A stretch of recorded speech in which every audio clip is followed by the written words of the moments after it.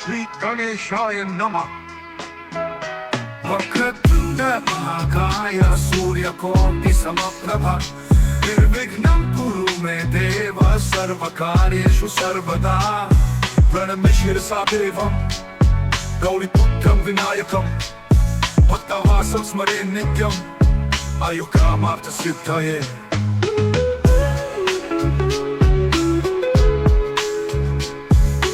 नमस्कार। आज हम एक प्राचीन ग्रंथ के कुछ बहुत ही अहम हिस्सों पर बात करने वाले हैं। हाँ बिल्कुल।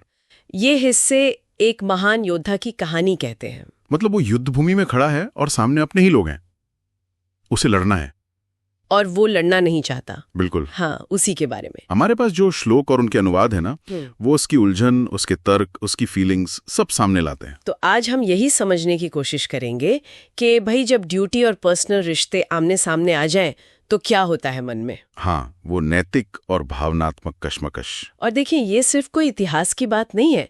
मुझे लगता है ये कर्तव्य, नैतिकता, परिवार, इनका जो संघर्ष है ये तो हमेशा से रहा है, आज भी है। सही कहा, बिल्कुल प्रासंगिक है। तो चलिए शुरू करते हैं, देखते हैं कि ये योद्धा क्या सोच रहा है। वो कहता है कि भाई अपनों को मारकर मुझे ना कोई फायदा दिख रहा है, ना कोई खुशी मिलेगी।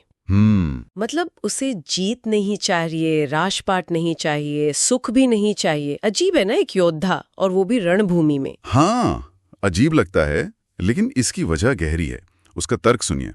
वो कहता है कि जिन लोगों के लिए हम ये सब चाहते हैं, क्या मतलब राज्य, सुख, सुविधा। हाँ, वही राजपाट, भोग, सुख, जैसे अपने गुरु हैं, पिता हैं, बेटे, दादा, मामा, ससुर, पोते, साले, मतलब सारे रिश्तेदार, सारे अपने लोग। हाँ, वो सब तो सामने खड़े हैं, मरने मारने को तैयार, अपनी जान, अपना पैसा सब दांव पे लगाकर। ओहो। तो फिर उन चीजों का क्या मतलब रहा जिनके लिए ये सब किया जा रहा है? ये एक बहुत बड़ा सवाल है जो वो उठा रहा है, वैल्यूज पर। और ये सिर्फ कहने की बात नहीं है, उसका इनकार बहुत पक्का है। कहता है तीनों लोगों का राज भी मिले ना तो भी मैं अपनों को नहीं मारूंगा। बाप रे। हाँ, धरती के छोटे से राज्य की तो बात ही क्या है। उसे डर लग रहा है कि ऐसा करने से बस पाप लगेगा।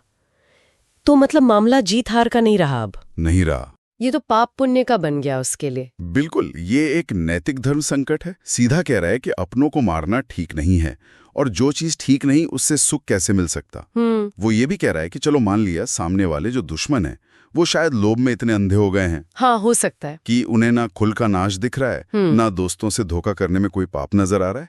पर वो कहता है कि हम तो समझ रहे हैं ना, हम यानी वो और इसके भाई, हाँ, कि ये गलत है, तो हमें तो इस पाप से बचना चाहिए। तो अब ये बात सिर्फ उसके अकेले के पाप पुण्य की भी नहीं रही, वो इसे और आगे ले जाता है। समाज पर क्या असर पड़ेगा ये बताता है। बिल्कुल, एक पूरी चेन रिएक्शन बताता है वो। कहता है कि अगर कुल का नाश हुआ, परिवार खत्म हुए, तो जो सदियों से चले आ रहे कुल धर्म है, परिवार की परंपराएं, नियम, हाँ, जो एक तरह से समाज को बांध कर रखते हैं, वो सब नष्ट हो जाएंगे। और जब धर्म नष्ट होता है तो क्या होता है? अधर्म फैलता है। अधर्म फैलता है, अनैतिकता, और इसका एक असर वो ये बताता है कि पुल की स्त्रियां जो हैं वो दूषित हो सकती हैं, मतलब रास्ते से भटक सकती हैं। और उससे फिर वर्ण संकर संतानें पैदा होंगी। मतलब उस समय के समाज के हिसाब से अलग अलग वर्णों के मेल से जो बच्चे होते थे, जिन्हें समाज की व्यवस्था के लिए ठीक नहीं माना जाता था। हाँ बिल्कुल। तो ये सिर्फ एक नैतिक पतन नहीं है, ये डर है कि पूरा सामाजिक ढांचा ही टूट जाएगा। हाँ, और वो यही नहीं रोकता, इस लॉजिक को और आगे खींचता है। कहता है कि ऐसी संतानें जो वर्ण संकर हैं वो पूरे कुल को नरक में ले जाएंगी, और उनको भी जिन्होंने कुल का नाश किया। और वजह भी बताता है। हाँ, कहता है कि पितरों को, मतलब पूर्वजों को, श्राद्ध और जल मिलना बंद हो जाएगा, जो उनकी आत्मा की शांति के लिए जरूरी माना जाता था। हाँ, तो इससे जाति धर्म और कुल धर्म दोनों ही नष्ट हो गए। इसको अगर हम थोड़ा बड़े परिप्रेक्ष्य में देखें ना, तो ये उस समय की सामाजिक व्यवस्था, वंश परंपरा, उसका महत्व दिखाता है। उसका मानना है, या उसने सुना है, कि जिन परिवारों के ये धर्म नष्ट हो जाते हैं उनको हमेशा नरक में ही वास मिलता है। बाप रे, ये डर तो बहुत गहरा है। हाँ, और ये डर उसके युद्ध न करने के इरादे को और पक्का कर देता है। ये अब सिर्फ पर्सनल मोरालिटी की बात नहीं रही, ये सोशल ऑर्डर की चिंता बन गई है। इस सब के बाद तो वो जैसे बिल्कुल ही टूट सा गया है। कहता है कि हम लोग, मतलब वो और उसके भाई, हम कितने बड़े मूर्ख हैं कि हम राज और सुख के छोटे से लालच में आकर अपने ही लोगों को मारने जैसा इतना बड़ा पाप करने पर तुल गए हैं। बिल्कुल।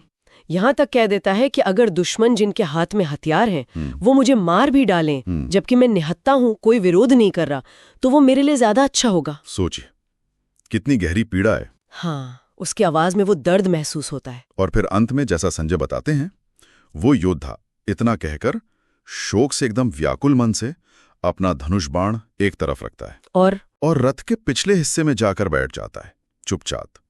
मतलब बिल्कुल हताश। हाँ, ये उसकी मेंटल और इमोशनल स्टेट का पीक है। वो बिल्कुल बिखर चुका है, लड़ने की सारी इच्छा, सारी हिम्मत खत्म। तो हमने देखा कि कैसे एक इतना बड़ा योद्धा युद्ध के बिल्कुल दरवाजे पर खड़ा है और अपने ही लोगों को मारने का ख्याल और उसके जो भयानक नतीजे हो सकते हैं उनकी कल्पना उसे कितने गहरे दुख और कंफ्यूजन में डाल देती है।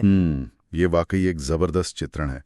कर्तव्य क्या है, नैतिकता क्या है, निजी रिश्ते क्या हैं, समाज पर क्या असर होगा, इन सब के बीच एक इंसान कैसे पिसता है।